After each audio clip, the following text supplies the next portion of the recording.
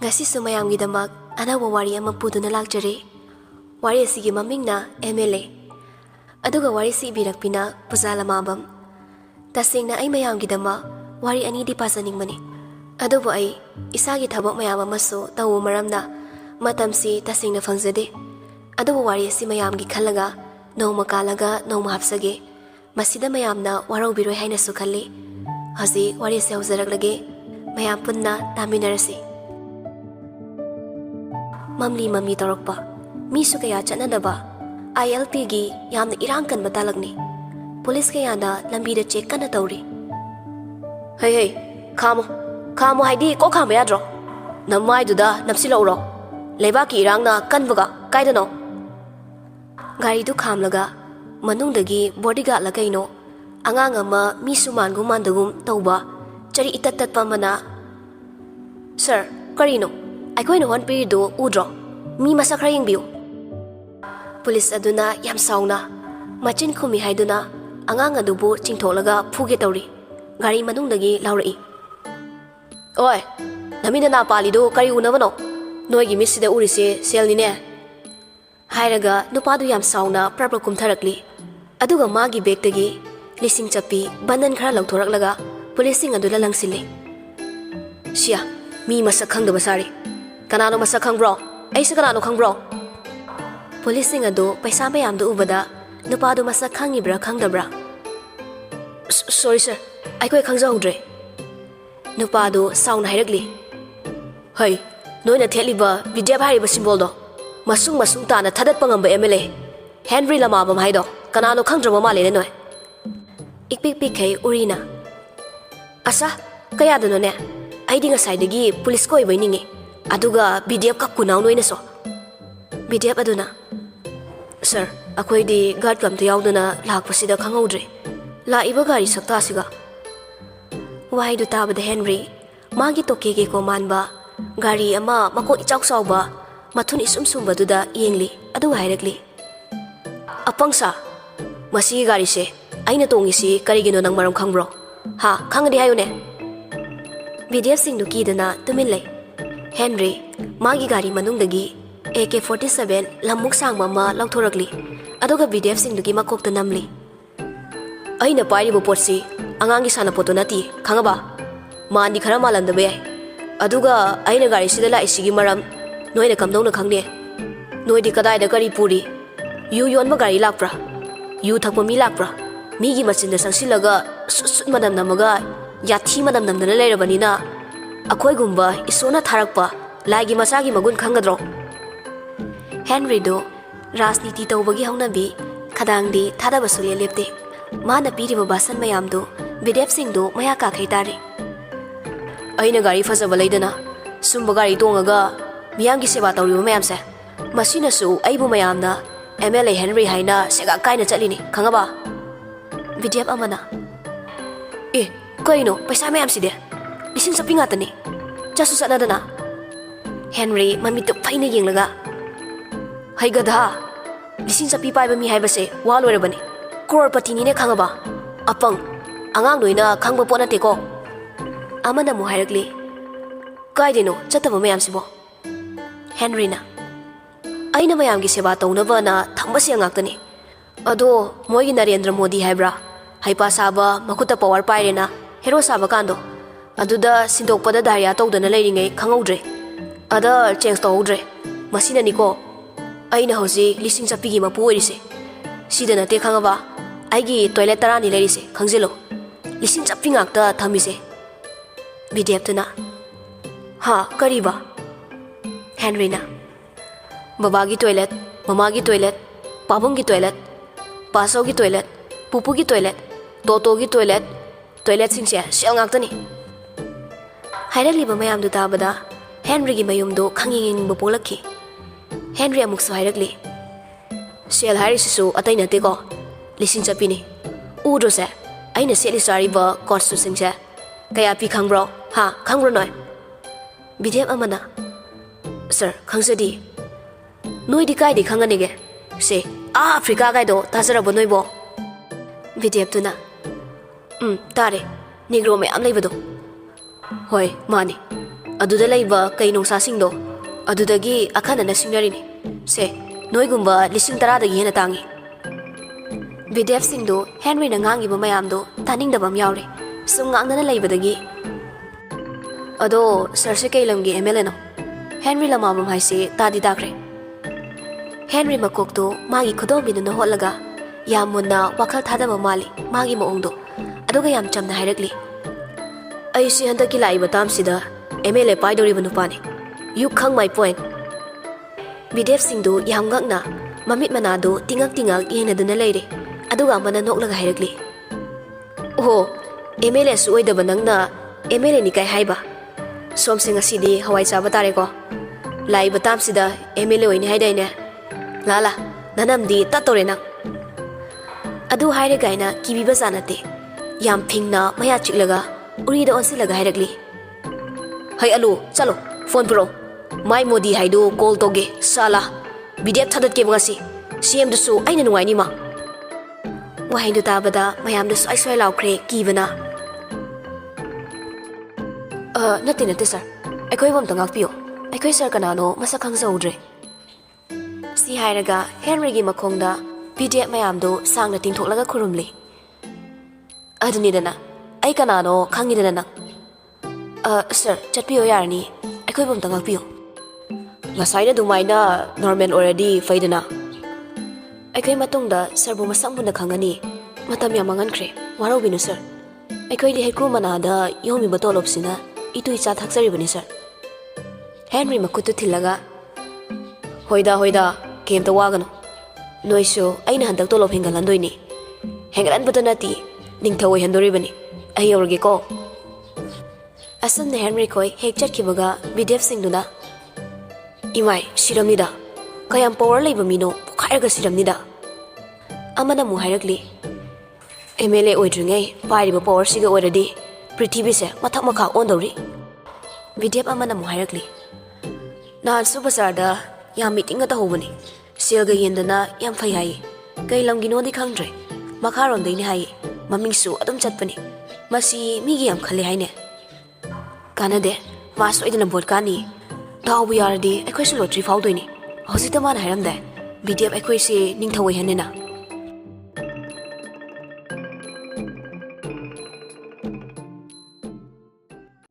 ꯑꯁꯨꯝꯅ ꯅꯨꯃꯤꯠꯇꯨ ꯍꯧꯈ꯭ꯔꯦ ꯃꯊꯪꯒꯤ ꯅꯨꯃꯤꯠꯅꯤ ꯁ꯭ꯀꯨꯜ ꯀꯣꯂꯦꯖꯀꯤ ꯇꯥꯏꯃꯤꯡꯅꯤ ꯁ꯭ꯀꯨꯜ ꯁꯥꯇ꯭ꯔ ꯁꯥꯇ꯭ꯔꯤ ꯃꯌꯥꯝꯗꯨ ꯙꯔꯅꯥ ꯐꯝꯅꯕ ꯍꯥꯏꯅ ꯀꯟꯅ ꯂꯥꯡꯅꯔꯤ ꯁ꯭ꯀꯨꯜ ꯀꯣꯂꯦꯖꯇꯒꯤ ꯃꯍꯩꯔꯣꯏ ꯀꯌꯥꯁꯨ ꯑꯀꯟꯕ ꯈꯣꯡꯊꯥꯡ ꯆꯪꯗꯨꯅ ꯄꯨꯂꯤꯁꯁꯤꯡꯒ ꯀꯟꯅ ꯃꯨꯛꯅꯔꯤ TG ꯁ꯭ꯀꯨꯜꯒꯤꯁꯨ ꯊꯦꯝꯕꯤꯅ ꯂꯨꯆꯤꯡꯗꯨꯅ ꯂꯥꯎꯔꯤ ILP ꯆꯠꯅꯍꯜꯂꯣ ꯃꯌꯥꯝꯒꯤ ꯋꯥꯀꯠ ꯇꯥꯕꯤꯌꯨ ꯑꯉꯝ ꯑꯊꯧꯒꯤ ꯐꯝ ꯄꯥꯏꯔꯦꯅ ꯅꯥꯀꯣꯡ ꯃꯦꯟꯗꯨꯅ ꯂꯩꯕꯅ ꯀꯥꯟꯅꯔꯣꯏ ꯃꯍꯩꯔꯣꯏ ꯑꯩꯈꯣꯏꯕꯨ ꯌꯣꯛꯈꯠꯄꯤꯌꯨ ꯏꯅꯔ ꯂꯥꯏꯟ ꯄꯔꯃꯤꯠ ꯁꯤꯁꯇꯦꯝ ꯆꯠꯅꯍꯜꯂꯣ ꯑꯃꯨꯕ ꯈꯨꯟꯅꯥꯏ ꯃꯨꯊꯠꯂꯣ We want ILP Indian Constitutionꯒꯤ आर्टिकल नंबर 371 चनबा यारोय अखोइगी डिमांड पीद्रबदी सिदगी हेना अकनबा खोंजंग कया चंगकनी मयामदु लाउ लाउदुना अकनबा खोंथांग लोइनना मागी अंगंबा शक्ति पुथोकनदुना खुलाई पाइबा सिफाई सिंगा कन्ना लांथेंगनरी पुलिस कया अमनसु इरांग थोक्तनबा कया रखोनै अदुबु कानबमता लेते सात्र महिरोय कांगलु कया पुनसिंदुना अमतो ओइकिबना पुलिस सिंगदुसु मोइगी अंगंबा उपाय थीरगा टियर गैस कापा रबर बुलेट न चिंबा कया कापगा सात्र सिंबु तनखाइबा होरकली मयामदो अमुकसु माइकै खंगदगे चेली मागी थोकपा खरा मना सोकपसु यावरी लैमाइदे लेक्थरगा लेबसु यावरी सात्र सिंदुगी मरक्तगी थवाई खुबाकता हापतुना मथौना फना मोइ खरदि चनसिलगा पुलिस सिंग अमुकनदुना खुलाई मुनरी SP न चिंगदुना लाकपा पुलिस की टीमसु मरु ओइनि हौसागा लेबा लुसिंगबा सात्र सिंबु खंगतलगा फानबो ऑर्डर पी फजना हाइबसु याद्रदि ममाइ ममित खंगदना थाजिलो हौजिमक नुपी पुलिस की टीम खरा कौखो मयाम सिनै खायो मरु ओइना लुसिंगिबा माथाइ खुबाकता हापगा सिबा किजिबसिंगसे फाजिलो कया मथौना लेबनु येंगसि साला मोइ सिंदो अतैदि ओइरमोइ लवाइ मसा ngakto ओइरमनि गावदगी लाकपा ngakतनि असिंगबा मसा खैदि अमत यावरमोइ पुलिस सिंग अदुना ट्रेन कनबा खोपांगना थाजिनबा कया मस तौरकली नाकन कुमाई ओइना येंगलिबा SP दो उबदा थेंबीना अद्वाइदा तारंबा नुंगा मखुलगा मकोकता लाक्तना थोमकली SP दो मकोकना सोकुमक्ति नत्रे फजना ग्रीन कारगा ई खरा तारकली ꯈꯪꯍꯧꯗꯦ ꯄꯨꯂꯤꯁꯁꯤꯡ ꯑꯗꯨꯅ ꯊꯦꯝꯕꯤꯕꯨ ꯐꯨꯖꯤꯟꯈꯤꯕ꯫ ꯀꯣꯟꯁꯇꯦꯕꯜ ꯑꯃꯅ ꯊꯦꯝꯕꯤꯕꯨ ꯃꯁꯝ ꯂꯥꯛꯇꯨꯅ ꯆꯤꯡꯂꯤ꯫ ꯑꯦꯁꯄꯤꯗꯨ ꯃꯩ ꯍꯧꯅ ꯁꯥꯎꯔꯒ ꯆꯪꯁꯤꯜꯂꯛꯂꯤ꯫ ꯑꯗꯨꯕꯨ ꯊꯦꯝꯕꯤꯅ ꯃꯥꯅ ꯁꯦꯠꯂꯤꯕ ꯐꯅꯦꯛꯇꯨ ꯂꯧꯊꯣꯛꯂꯒ ꯑꯦꯁꯄꯤꯗꯨꯒꯤ ꯃꯃꯥꯏꯗ ꯀꯟꯁꯤꯜꯂꯤ꯫ ꯅꯆꯥ ꯅꯁꯟꯕꯨ ꯃꯤ ꯑꯣꯏꯅ ꯎꯗ꯭ꯔꯗꯤ ꯅꯣꯏꯁꯨ ꯈꯪꯉꯕ? ꯃꯍꯩ ꯃꯁꯤꯡ ꯇꯝꯃꯒ ꯂꯩꯗꯧꯕ ꯑꯩꯈꯣꯏꯅ ꯃꯌꯥꯝꯒꯤ ꯏꯃꯥ ꯂꯩꯕꯥꯛꯀꯤꯗꯃꯛ ꯁꯤꯕ ꯀꯤꯗꯅ ꯊꯣꯔꯛꯂꯒ ꯅꯣꯏꯅ ꯑꯩꯈꯣꯏꯕꯨ ꯁꯧꯒꯠꯄꯤꯕꯒꯤ ꯁꯔꯨꯛ ꯑꯩꯈꯣꯏꯕꯨꯅ ꯍꯦꯠꯄꯤꯕ꯫ ꯑꯦꯁꯄꯤꯗꯨꯁꯨ ꯅꯪꯍꯧꯗꯦ꯫ ꯃꯥꯅ ꯄꯥꯏꯔꯤꯕ ꯆꯩꯗꯨꯅ ꯗꯝ ꯗꯝ ꯐꯨꯗꯔꯛꯂꯤ꯫ ꯍꯥꯟꯅꯗꯒꯤ ꯍꯦꯟꯅ ꯀ꯭ꯂꯥꯁꯦꯁ ꯑꯣꯚꯔꯗ ꯐꯣꯔꯁ ꯇꯧꯔꯒ ꯅꯩꯈꯥꯏꯔꯛꯂꯤ꯫ ꯃꯌꯥꯝꯗꯨꯁꯨ ꯃꯊꯣꯡ ꯃꯔꯝ ꯑꯃꯠꯇ ꯈꯪꯗ꯭ꯔꯦ꯫ ꯊꯦꯝꯕꯤꯕꯨ ꯑꯦꯁꯄꯤꯗꯨꯅ ꯃꯁꯝ ꯂꯥꯛꯇꯅ ꯆꯤꯡꯂꯒ ꯃꯣꯏ ꯈꯔꯁꯨ ꯌꯥꯎꯅ ꯐꯥꯔꯤ꯫ ꯊꯦꯝꯕꯤ ꯀꯞꯂꯒ ꯂꯥꯎꯔꯤ꯫ ꯍꯥꯠꯂꯣ, ꯑꯩꯕꯨ ꯍꯥꯠꯂꯣ꯫ ꯑꯩꯈꯣꯏꯅ ꯇꯥꯜꯂꯤꯕ ꯗꯤꯃꯥꯟꯁꯦ ꯅꯣꯏꯒꯤ ꯁꯔꯨꯛ ꯌꯥꯎꯗꯕꯅꯤꯅ ꯑꯩꯕꯨꯁꯨ ꯍꯥꯠꯂꯣ꯫ ꯐꯅ ꯐꯨꯔꯦ ꯀꯥꯏꯅ ꯍꯟꯕꯤꯕꯖꯥꯠ ꯅꯠꯇꯦ꯫ ꯍꯦꯟꯅ ꯃꯣꯏ ꯈꯔꯗꯨꯅ ꯀꯟꯅ ꯂꯥꯎꯔꯛꯂꯤ꯫ ꯑꯦꯁꯄꯤꯗꯨ ꯃꯌꯥ ꯆꯤꯛꯂꯒ ꯍꯥꯏꯔꯛꯂꯤ꯫ ꯐꯥꯖꯤꯜꯂꯨꯁꯦ, ꯒꯥꯔꯤ ꯃꯅꯨꯡꯗ ꯅꯝꯁꯤꯜꯂꯣ꯫ ꯄꯨꯂꯤꯁꯁꯤꯡ ꯑꯗꯨꯅ ꯃꯀꯣꯛ ꯑꯣꯏꯅ ꯂꯨꯆꯤꯡꯕ ꯅꯨꯄꯥꯃꯆꯥ 2-3 ꯑꯃꯁꯨ ꯐꯥꯔꯒ ꯍꯥꯞꯆꯤꯜꯂꯤ꯫ ꯑꯦꯁꯄꯤꯗꯨꯅ ꯅꯨꯄꯤꯁꯤꯡꯗꯨ ꯅꯦꯠꯂꯒ ꯅꯝꯁꯤꯜꯂꯣ ꯒꯥꯔꯤ ꯃꯅꯨꯡꯗ꯫ ꯄꯨꯂꯤꯁ ꯈꯔꯅ ꯍꯥꯏꯔꯛꯂꯤ꯫ ꯅꯨꯄꯤ ꯄꯨꯂꯤꯁꯁꯨ ꯌꯥꯎꯗꯕꯅꯤꯅ ꯅꯨꯡꯉꯥꯏꯇ꯭ꯔꯦ ꯁꯥꯔ, ꯑꯃꯨꯛ ꯋꯥꯊꯣꯛ ꯑꯣꯏꯅꯤꯌꯦ꯫ ꯑꯦꯁꯄꯤꯗꯨꯅ ꯑꯣꯀꯦ, ꯍꯌꯦꯡꯗꯤ ꯃꯌꯥꯁꯤꯡꯁꯤ ꯑꯃꯃꯝ ꯁꯠꯂꯒ ꯊꯝꯁꯤ꯫ ꯁꯤ ꯍꯥꯏꯗꯨꯅ ꯅꯨꯄꯥꯃꯆꯥ ꯈꯔ ꯄꯨꯔꯒ ꯆꯠꯈ꯭ꯔꯦ꯫ ꯃꯌꯥꯝꯗꯨ ꯇꯥꯟꯅꯅꯕ ꯀꯟꯅ ꯍꯣꯠꯅꯩ꯫ ꯑꯗꯨꯕꯨ ꯎꯄꯥꯏ ꯂꯩꯈꯤꯗ꯭ꯔꯦ꯫ ꯃꯌꯥꯝꯗꯨꯅ ꯑꯣꯏꯅ ꯄꯨꯂꯤꯁꯀꯤ ꯒꯥꯔꯤꯗꯨ ꯅꯨꯡ ꯊꯣꯝꯗꯨꯅ ꯇꯥꯟꯅꯩ꯫ ꯇꯥꯂꯛ ꯑꯗꯨꯗ ꯄ꯭ꯔꯦꯁ ꯃꯦꯗꯤꯌꯥꯒꯤ ꯃꯤꯁꯤꯡꯁꯨ ꯂꯥꯛꯇꯨꯅ ꯃꯌꯥꯝꯒꯤ ꯋꯥꯀꯠ ꯐꯣꯡꯗꯣꯛꯍꯜꯂꯤ꯫ ꯊꯦꯝꯕꯤꯁꯨ ꯀꯞꯂꯒ ꯃꯥꯒꯤ ꯄꯦꯟꯗꯕ ꯃꯌꯥꯝꯗꯨ ꯄ꯭ꯔꯦꯁ ꯃꯦꯗꯤꯌꯥꯒꯤ ꯃꯇꯦꯡꯗꯒꯤ ꯐꯣꯡꯗꯣꯛꯂꯤ꯫ ꯑꯩꯈꯣꯏꯅ ꯂꯥꯏꯔꯤꯛ ꯂꯥꯏꯁꯨ ꯇꯝꯕꯒꯤ ꯃꯍꯨꯠ ꯃꯌꯥꯝꯒꯤꯗꯃꯛꯇ ꯊꯣꯛꯏꯕ ꯇꯧꯔꯤꯕ ꯃꯌꯥꯝꯁꯦ ꯀꯔꯤꯁꯨ ꯎꯕꯤꯗꯦ꯫ ꯀꯔꯤꯁꯨ ꯅꯠꯇꯕ ꯋꯥꯊꯣꯛꯁꯤꯒꯤꯗꯃꯛꯇ ꯑꯩꯈꯣꯏꯅ ꯇꯥꯜꯂꯤꯕ ꯗꯤꯃꯥꯟꯁꯦ ꯃꯣꯏꯅ ꯊꯤꯡꯅꯕ ꯍꯣꯠꯅꯕ, ꯃꯁꯤꯗ ꯃꯣꯏꯅ ꯌꯥꯗꯦ ꯍꯥꯏꯗꯨꯅ ꯑꯩꯈꯣꯏꯗ ꯈꯨꯠ ꯊꯥꯔꯦ꯫ ꯅꯨꯄꯤꯅꯤ ꯍꯥꯏꯕꯒꯤ ꯀꯔꯤꯁꯨ ꯌꯦꯡꯗ꯭ꯔꯦ꯫ ꯑꯩꯈꯣꯏꯁꯨ ꯆꯩꯅꯥꯗꯨꯅ ꯃꯣꯏꯗ ꯈꯨꯠ ꯍꯟꯕ ꯇꯥꯕꯅꯤ꯫ ꯑꯗꯨꯒ ꯑꯩꯈꯣꯏꯕꯨ ꯅꯨꯄꯤꯅꯤ ꯍꯥꯏꯅ ꯀꯩꯁꯨ ꯌꯦꯡꯗꯕ, ꯁꯝ ꯐꯣꯏꯕ, ꯈꯣꯡꯄꯥꯛꯅ ꯀꯥꯎꯕ ꯆꯩꯅꯥ ꯃꯌꯥꯝꯁꯦ ꯑꯩꯈꯣꯏꯁꯨ ꯈꯥꯡꯕ ꯉꯝꯗ꯭ꯔꯦ꯫ ꯑꯩꯈꯣꯏꯒꯤ ꯂꯨꯆꯤꯡꯕꯁꯨ ꯃꯣꯏꯅ ꯐꯥꯗꯨꯅ ꯄꯨꯈ꯭ꯔꯦ꯫ ꯃꯦꯗꯤꯌꯥꯒꯤ ꯃꯤꯑꯣꯏ ꯑꯃꯅ ꯀꯝꯗꯧꯅ ꯐꯥꯈꯤꯕꯅꯣ? ꯃꯌꯥꯝꯁꯦ ꯐꯥꯈꯤꯕꯗ ꯀꯩꯝꯇ ꯍꯩꯍꯧꯗꯕ꯭ꯔꯥ? ꯊꯦꯝꯕꯤ ꯅꯨꯡꯉꯥꯏꯇꯅ ꯍꯥꯏꯔꯛꯂꯤ꯫ ꯍꯥꯏꯗꯨꯅꯁꯨ ꯀꯔꯤꯕꯨ ꯇꯧꯕ ꯉꯝꯖꯅꯤ? ꯃꯣꯏꯅ ꯈꯨꯠꯂꯥꯏ ꯄꯥꯏꯔꯦꯅ ꯃꯤꯕꯨ ꯃꯤ ꯑꯣꯏꯅ ꯎꯗ꯭ꯔꯦ꯫ ꯑꯗꯨꯒ ꯑꯃꯅ ꯑꯦꯁꯄꯤ ꯅ꯭ꯌꯨꯇꯟꯅ ꯅꯨꯄꯤ ꯑꯉꯥꯡꯁꯤꯡꯕꯨ ꯃꯤ ꯑꯣꯏꯅ ꯎꯗꯕ, ꯐꯨ ꯆꯩꯗꯨꯅ ꯇꯧꯔꯤꯕꯁꯦ ꯑꯩꯈꯣꯏ ꯌꯥꯅꯤꯡꯗꯦ꯫ ꯁꯔꯀꯥꯔꯅ ꯑꯃꯨꯛꯇ ꯃꯁꯤꯒꯤ ꯑꯆꯨꯝ ꯑꯔꯥꯟ ꯌꯦꯡꯕꯤꯌꯨ꯫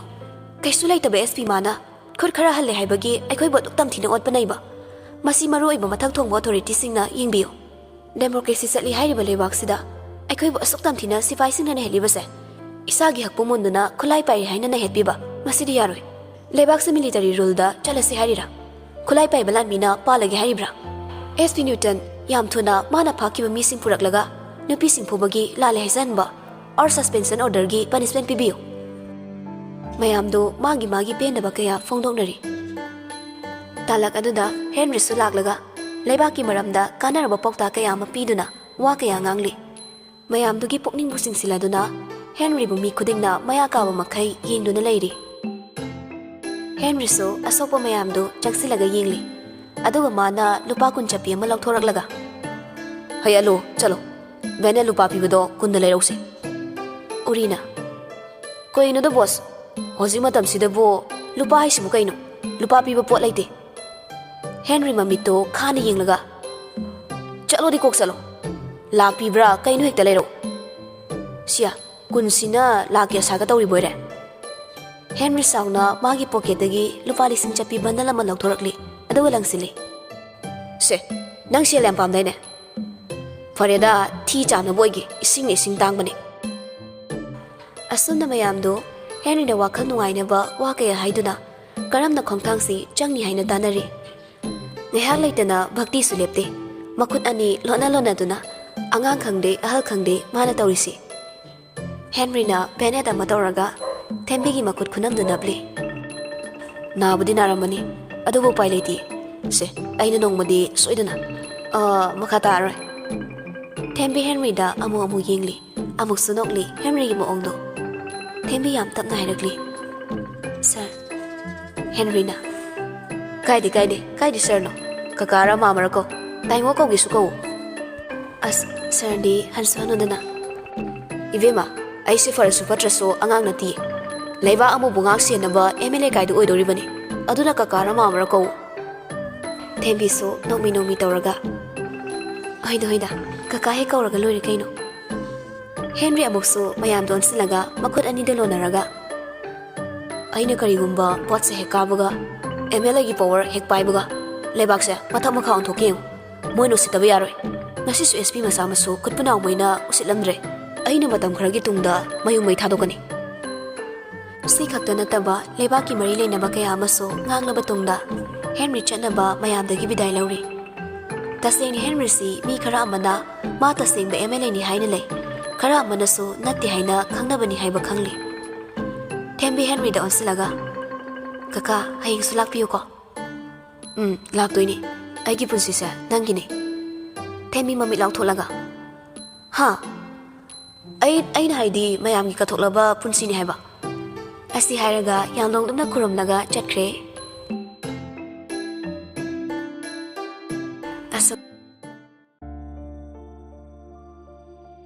असमना नौमनिनी हौख्रे अदुबु खबरदा टीवीदा पाउचे कया अमदी सोशल मीडिया की खुथांग कयादा FB WhatsApp न सिंगबदा वायरल चटख्रे न्यूटन की मरमदा ngakta ngairi masigi horapfam thembini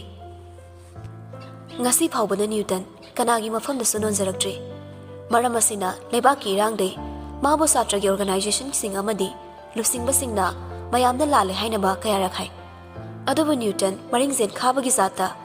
मसादु मचेत मचेत लेलगा थुम चारा फाउबा मादी मिंगोंदा लाले हाइजरो हैबा मिनी मदुगीदमा थवैना माबु लौथोकपियो सस्पेंशन सटके हाइरकली अमरोमदा तसेंगना मथक थोंगबो अथॉरिटी सिंग अमदी CM मसामक यावना यानिंग्रे मागुबा मतिक मथौना लेबा नौसा अमा मांगिबा हाइबसी लेबा असिगी मसाना अमा टेकपगा माने खन्ना सरकारगी ऑर्डरगी मतुंग इना माबु 15 days की लेव हाइना लौथोकले न्यूटन मागी तुपी अमदी लेंगजुम थेलिबि स्टार सिंदु थदतलगा अमदी वेलसु यावना लौथोकलगा मागी दमकता गवर्नमेंट इशू तौबा रिवॉल्वर दो मथक थोंबा ऑफिसर सिंग द खुसिनरगा अरोइबो इना मोमोमिनो कलोइनना सेलो तौरमलगा केमता मागी थबक लौथुइ हाइबगी नुंगाइतबा ममी मचेत अमता उदना थोरकली गेट हेलान थोकपगा अकीबा फंगलबा सकलोन अमगा लोइनना खोइरांग खोइसाउनना मागी बुलेट तो अराइबिदा कामलगा थौदुना TG स्कूल तमना थौजिलकली मा उबदा मयाम तिंगक तिंगक येंगने ताकलुद्रगसो मा SP न्यूटन नि हाइबा मयाम नि हेना थोइदोकना खंगले बुलेट तु खामलगा मा नलिलिबा सरतु ताखलगा मकोइदुने येंगबदा अकीबा फंगना ममितु इमु nganglगा मया चिकलगा खान तिंगक तिंगक येंगदुना लैरिबा छात्र सिंग अदो येंगलगा प्रिंसिपल गी रूम तमना चंख्रे सोमदना मेलोडीना कमाइ दौने थेमी मसादो कीबना लोइरे तौफम खंगना थक्तंग निंगना हाइरकली अमुकै हाइदुनो मागी थबकतो ngasi सस्पेंशन चले हाइबने मेलोडीना नंग टॉयलेट रा कैनोम लोलो भाई नत्रदि यारोइबा नते अयुम चलौरगे असि नुपासे कैनोम तोबने मी मकोक चेंदे हाइबनेबा मागी खुता ताख्रबा हिंबे वाले ते हाइनबने भाई आई चलगे ए कमाइना सेक्यूरिटी ना अमु फारगा हिंग स्कूल लापदा प्रिंसिपल नगा तांथोदी आई सिदो सरुने लाइक तमजसु याय ngangnari tanjaduda principal ga loinana Newton thorakli tawribu maongdu yengbada Newton sawbagi mami ude ma sawba tasengna pharabra natraga karigumba maram amagi damakta ma school sida lakbra karing maram kino haibasigi wahangsina satra mayangi makok macha singduda chusinduna mi painari sakpamdu sawbagi mami tade nofe tawraga principal ga wari batai tawraga thorakpani मागी माइथोंग expression दो करीनु हाइबा लौफम खंगद्रे अदुबु थांगबा मिकोपता Newton ममितो मीगी इथकलगे चारगे मतागो मिंगकले थेंबी मागी वाखल नरा खंगदे मागी हेक मिचाना बगुम खन्ना होलिबा सोरदो फावबा फाजिन बगुम तौरकले अमकसु मागी नाकंदा लेरिबा मयामदो येंगले मरमदे मंगोंदा तसेंगना अतमदना येंगिब्रा नत्रगा अतैदा येंगिब्रा Khanna principal अदुना छात्र मयामदुबु पुरप कक्थोक्तुना लेफल्ले Newton मयामदा हाइरकली ngaraंगी मथौना लैबी थौना फबी नुपिमचादो कनाना थोरो मयामदुसु तुमिन तुमिन लैने वागा मचेत अमता ngangnade principal फावबा Tumin लै Newton अमुकसु खोन कलपना हाइरकली थोरो हाइबने ऐ केमता तौरोई वारी अमखक सागेना तौबने फजना हाइरिबा सिदा फाव थोरक्त्रबदा ꯅ꯭ꯌꯨꯇꯟ ꯍꯦꯟꯅ ꯈꯣꯏꯗꯧ ꯊꯤꯠꯅꯕ ꯃꯆꯥ ꯑꯣꯏꯔꯛꯂꯤ꯫ ꯐꯖꯅ ꯍꯥꯏꯔꯤꯉꯩ ꯅꯁꯥꯅ ꯁꯔꯦꯟꯗꯔ ꯇꯧꯖꯧ, ꯑꯩꯅ ꯆꯤꯡꯊꯣꯛꯇ꯭ꯔꯤꯉꯩ꯫ ꯀꯅꯥꯝꯇ ꯐꯥꯎ ꯐꯦꯕ ꯂꯥꯎꯗꯦ꯫ ꯍꯟꯗꯛꯇꯤ ꯅ꯭ꯌꯨꯇꯟ ꯑꯣꯏꯅ ꯑꯃꯃꯝꯇꯝ ꯑꯣꯏꯅ ꯆꯠꯂꯒ ꯌꯦꯡꯂꯤ꯫ ꯃꯦꯂꯣꯗꯤ ꯄꯥꯈꯠꯅ ꯃꯌꯥꯗ ꯉꯪꯂꯒ ꯚꯥꯏ ꯌꯧꯔꯛꯂꯦ꯫ ꯊꯦꯝꯕꯤ ꯀꯤꯕꯅꯗꯤ ꯂꯣꯏꯔꯕꯅꯤ꯫ ꯀꯔꯤꯕꯨ ꯊꯣꯛꯂꯤꯒꯕ? ꯃꯥꯒꯤ ꯃꯄꯥ ꯌꯧꯁꯤꯜꯂꯛꯂꯦ꯫ ꯊꯦꯝꯕꯤ ꯃꯃꯤꯠꯇꯣ ꯀꯟꯅ ꯎꯏꯁꯤꯜꯂꯤ꯫ ꯃꯈꯨꯠ ꯑꯅꯤꯗꯨꯁꯨ ꯃꯥꯒꯤ ꯐꯅꯦꯛꯇꯨꯗ ꯀꯟꯅ ꯄꯥꯏꯁꯤꯜꯂꯤ꯫